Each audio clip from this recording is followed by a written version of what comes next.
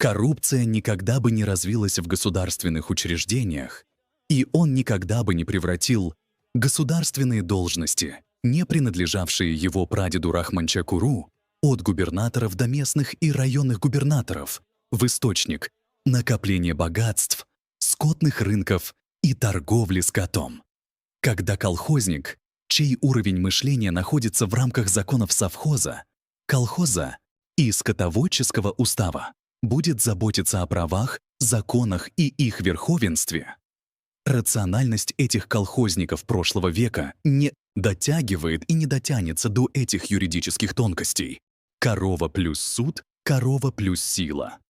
Корова плюс разум. Рахмонов организовал скотный рынок в столице Таджикистана, а себе этот владелец зверофермы построил на деньги от этого зоопарка ужасный дворец на месте разрушенного дворца Беки Хисара Шодмана.